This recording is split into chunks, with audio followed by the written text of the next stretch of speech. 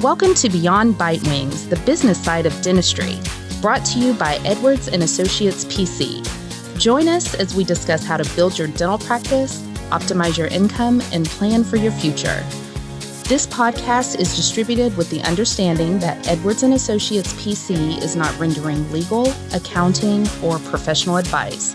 Listeners should consult with their business advisors before acting on any of the information that is shared. At Edwards and Associates PC, our business is the business of dentistry. For help or more information, visit our website at eanassociates.com.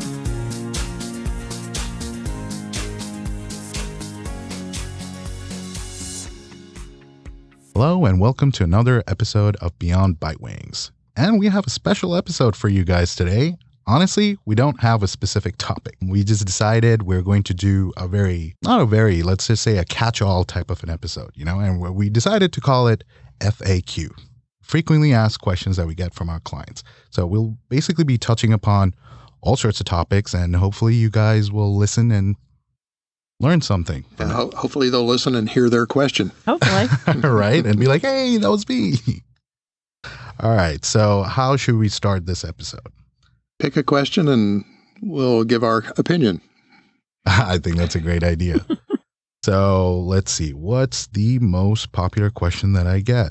Well, no surprise here. It's regarding a car.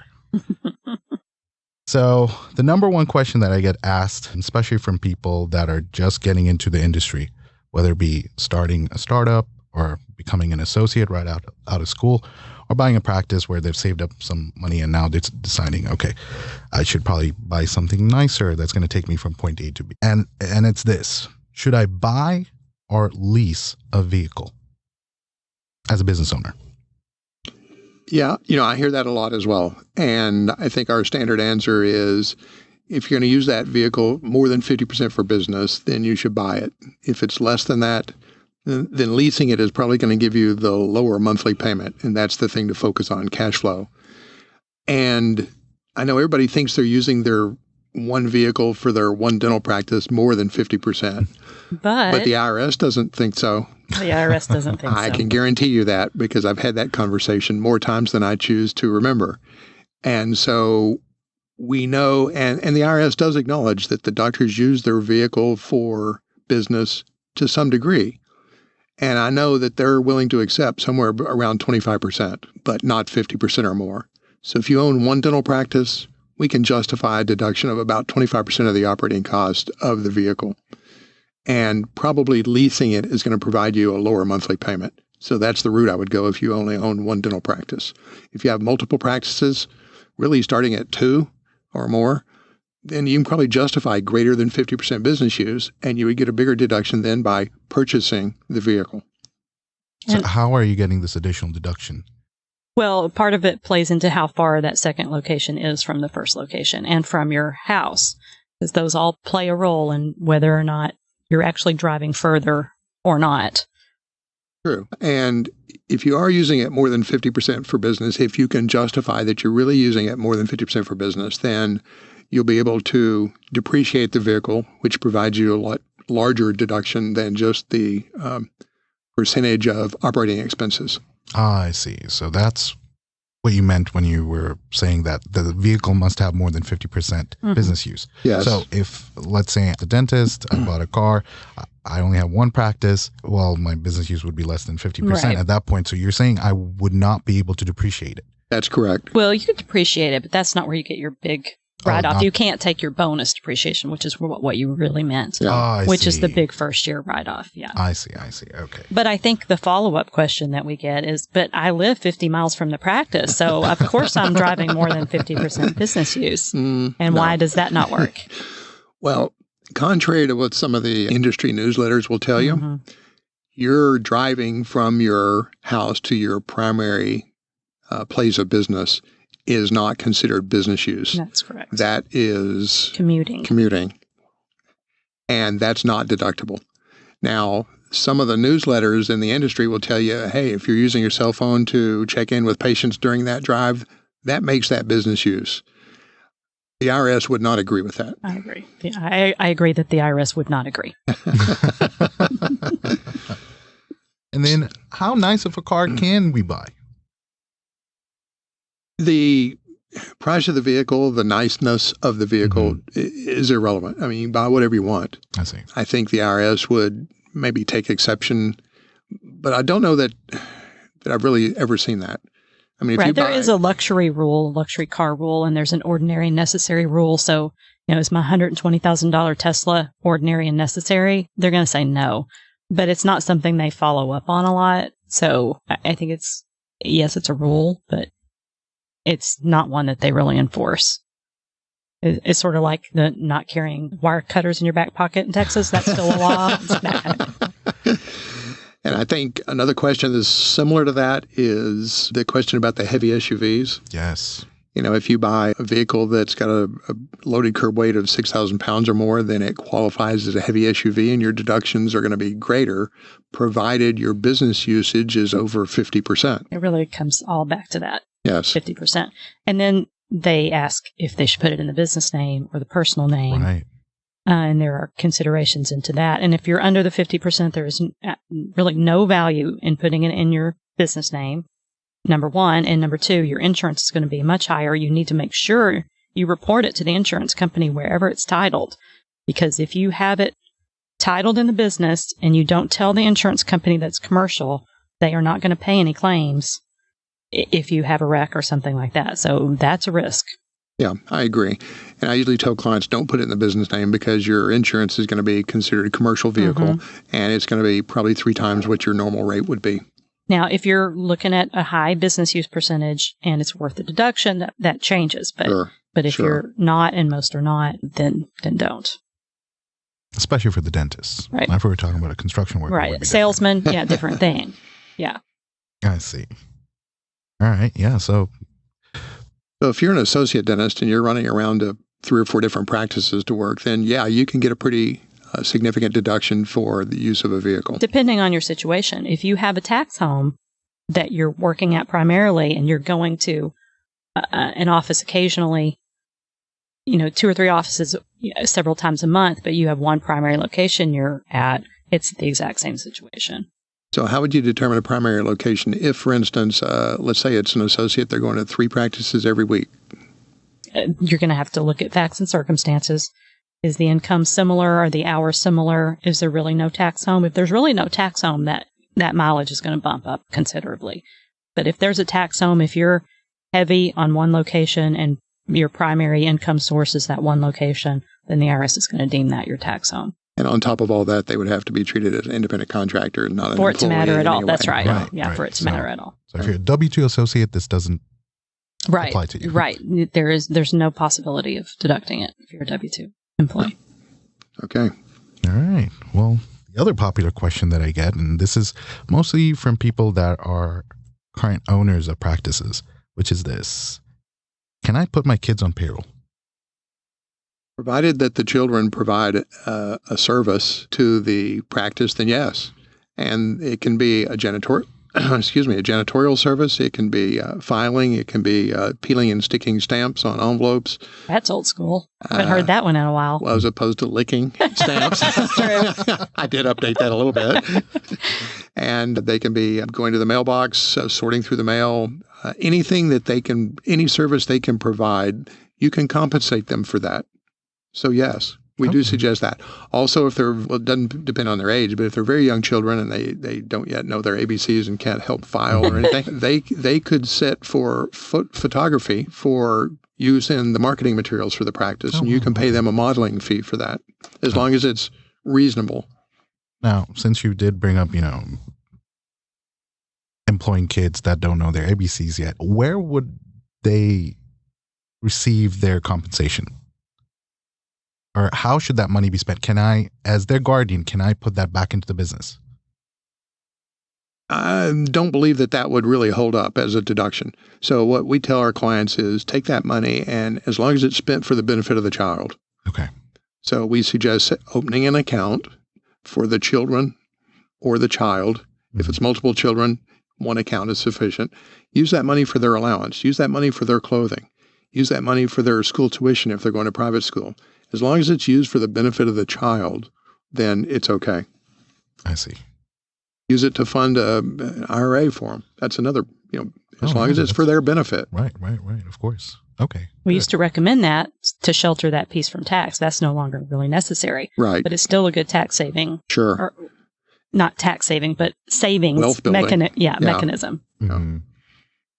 That's true. Yeah. Great. Thank you. What about people that are very ambitious, and they are go-getters and they have this great plan of what to achieve in the next 10 years. And for whatever reason, they love this number 10. They want to own 10 practices in the next 10 years. What's a good roadmap for these people?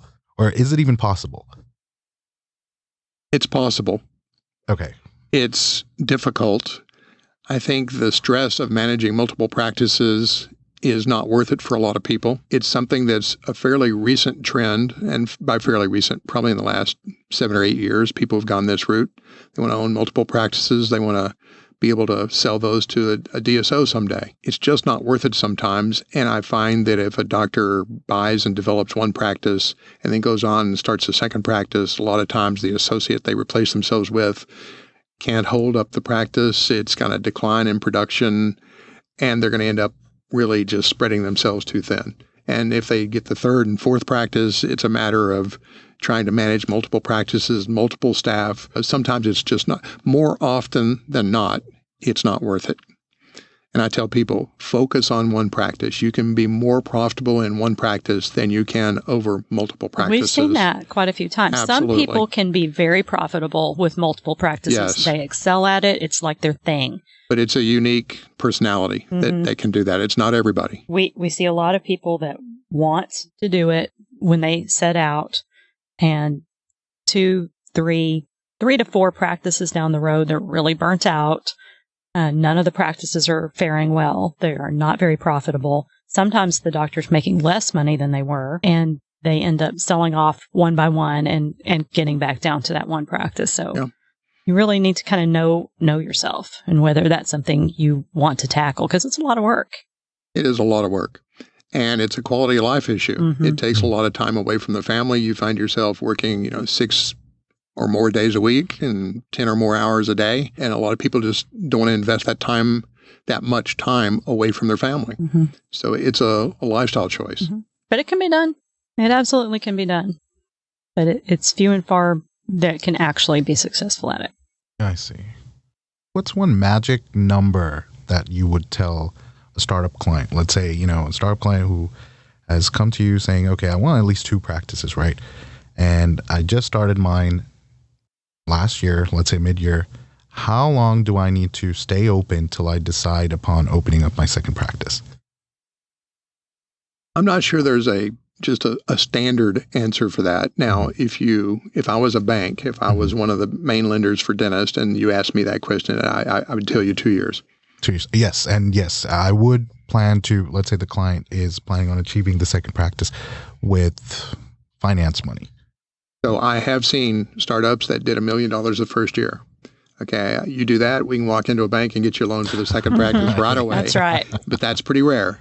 The majority of startups don't achieve $1 million in year one. If you got to $500,000 in year one, I'm not sure that a bank would loan you the money for a second practice that quickly.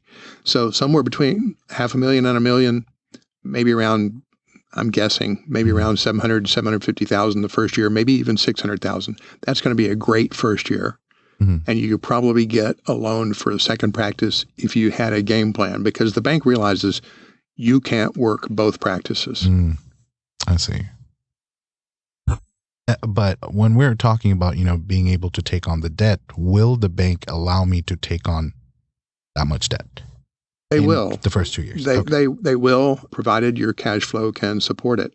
And when you buy the first practice, of course, there's no cash flow. Or when you start the first practice, there's no cash flow. The thing they're going to look at most on buying the second practice is the cash flow of the first practice. I see. They don't treat the second practice as a startup, even if it is a startup. They treat it as an expansion. Now, in the bank's eyes, that's a different thing. It is. And so they're going to evaluate it differently. They're going to look at that cash flow of practice number one. So if you want to get to 10 practices, the most difficult one is number 2. It's Really? easy to get the first loan. it's more difficult to get number 2. By the time you're on number 3, you can use some of the cash flow from 1 and 2 to buy number 3. Oh, wow. The second one's the most difficult one to get started up. Oh, I see. Now, if you want to finance all 10 of them, it does get more and more difficult the closer you get to 10. Absolutely. The more debt you get, the more difficult it gets. Absolutely. And also, I've seen a lot of people that finance practice number 1 with a particular lender, and then practice number 2, they go to some different lender. Yep. Well, any lender you go to for a subsequent practice is going to want to have the lien on all of your practices because those first ones are more successful.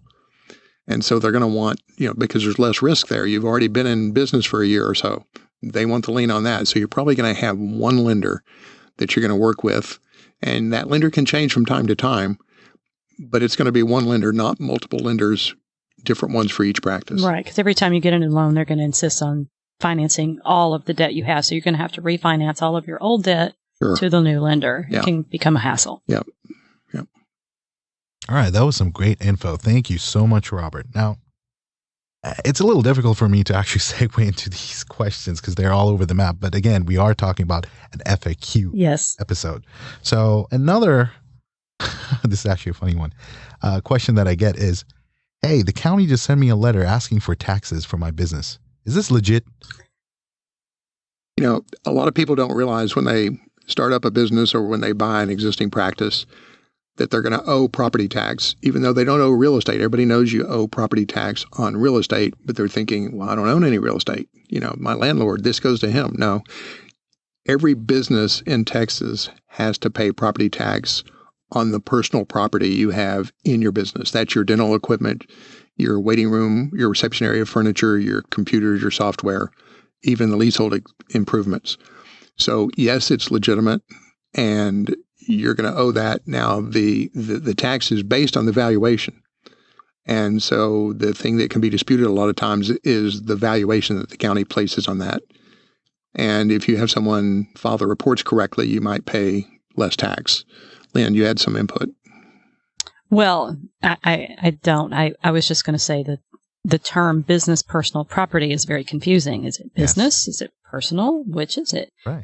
Sounds contradictory. Why is it called business personal property? Yeah. So personal property is an IRS term that really means your tangible assets versus your real estate. Personal property is tangible assets that can be deducted and depreciated. So this is business personal property. So these are tangible assets in your business. And yes, unfortunately, is very legitimate. Can be very expensive, especially when you're starting out, because your assets are worth a lot more. What's it usually average for our clients for a startup? The assets? No, the business personal property tax. Oh, you're going to make me do math. That's really difficult. 2.5% roughly of the amount of their assets, of fixed assets, which is a couple $100,000 typically. Okay. So it's 2.5% of $200,000. There you go. See, that's where Robert comes in, and my brain doesn't do that. So yeah, and then the older the practice gets, so there's a spot in between where it's a pretty expensive tax, and then it goes down as the assets get older and less valuable to the county, I guess. So after 10 years, are my assets worth anything to the county? I mean, do they depreciate them to zero? They don't. I think they will go down to 10%. Yeah. So there's always going to be some value there. And I absolutely promise you that whatever you think they're worth, the county thinks they're worth a lot more. The county thinks they're worth way more than the IRS does. Their depreciation tables are very long. And so you buy a dental chair and the IRS lets you take off minimum of 20% the first year. And that's not the case with the county. They're going to let you take off maybe 10, maybe 5. So they end up charging a lot more, putting a lot more value on those assets than any other organization, whatever you want to call it. So the fight can be painful. So the key is to file it right the first year. And that helps a lot. After that, you really can't dispute it for quite a few years. And then maybe you can do some protesting and get that value down. And how does the county know what my assets are worth? You have to file a rendition every April or May if you're in Texas. They're due April 15th because they decided that was a lovely date. Nothing else is due on April 15th, so let's put these on April 15th. And they extend to May 15th if you ask for a 30-day extension. So I don't know, depending on when this airs, you should have filed your rendition or contacted your friendly accountant to do that for you. So. By the time this airs, they should. Is the county ever going to send anyone out to actually look at my equipment? They can, yeah. I have seen that happen, especially if you never submit any valuations. If you don't file your reports, they will assess the value themselves. Sometimes they just choose a number. Sometimes they come out and look. Honestly, choose a number. Oh, wow. So it is very real. Yeah, and you can get lucky, and they can choose a really low number. I mean, we don't always advise that you file this return. Sometimes we let them choose that number. Depends county by county and how valuable your assets are, and there's a lot of things that play into that. But sometimes taking the penalty is a cheaper route than actually submitting the value of your assets. You're with the county. Quit listening now. And typically, when do people receive these evaluations, and how long of a time do they have to dispute? They're going to receive them in January or early February. I think they actually come out in October of the end of the year. Then they're due in January or February. Well, so I misunderstood then, because I was thinking of the rendition. Oh, the rendition. No, he's talking about the valuation. The rendition comes out in January or February, and it's due April.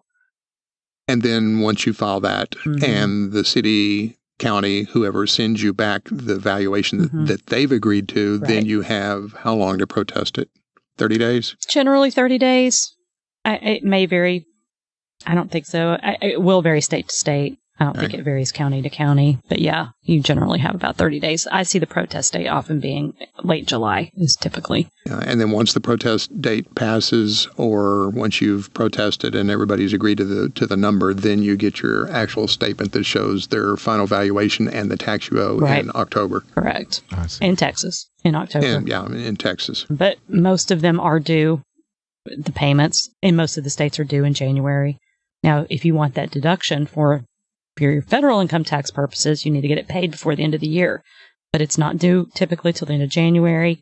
And if you don't pay it by then, you start incurring some serious fees.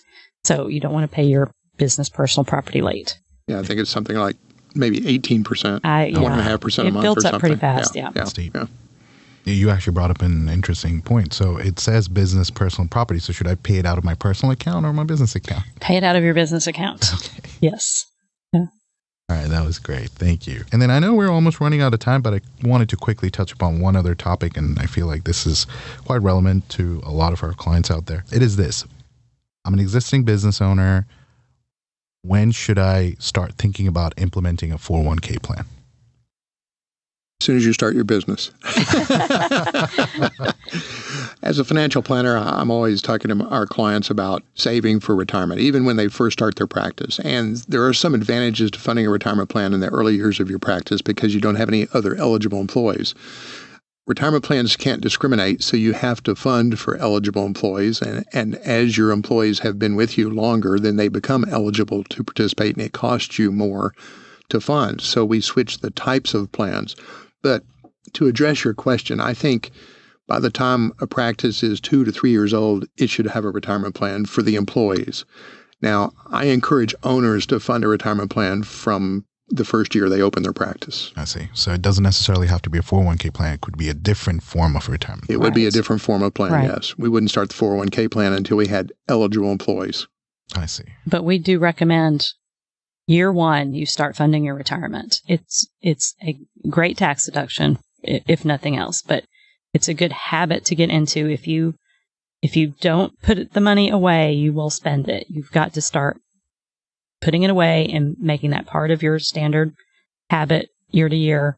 As I know that this money is set aside for retirement for me, and then ultimately later for your employees as well. Percentage for the employees does not make it detrimental. It's still very beneficial for the owner from both a tax savings standpoint and an actual savings plan benefit as well. And if the retirement plan is structured correctly, then it should save you more than it costs you to fund for your eligible employees. And we can show you how that works. So, yeah, we wouldn't recommend one that doesn't cash flow that way, in fact. Yeah. We would choose a different route. Yeah, definitely. Oh, so you're saying that this is something that the client should be discussing with the financial professional. Yes. There's some analysis that needs to go into it? Yes, there is. Okay, good. Great. Well, if you guys need help with that, we're certainly here. Our contact information is info@eandassociates.com. And again, I honestly thought this was a great episode. Maybe we'll do a couple more of these throughout the year. Yeah, thanks. I want to thank the clients that have sent in questions, and thank you, Ash, for moderating. Oh, of course. Anytime. Thank you. Bye. Bye.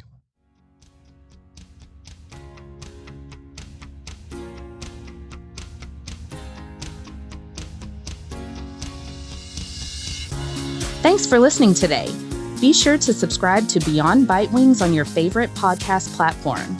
For more info, you can follow us on Facebook, Twitter, and LinkedIn, or reach out to us on our website. You can also shoot us an email at info@eandassociates.com.